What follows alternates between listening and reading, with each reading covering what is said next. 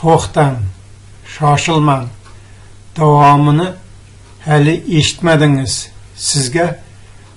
Siz pensionerlarga 3 ta xush xabarim bor. Birinchisi, 2026-yildan boshlab tibbiy sug'urta tizimi va dori-darmonlarni mahallaning o'zida olish imkoniyati yanada kengaytiriladi. Endi pensionerlar uzun navbatlarda turna-qator bo'lib turmaydilar. Ikkinchisi, pensiyalarning bank kartasiga oladigan pensionerlar uchun yangi imtiyozlar e'lon qilindi. Bank kartasidagi pensiya pulni naqd qilishga shoshilmang.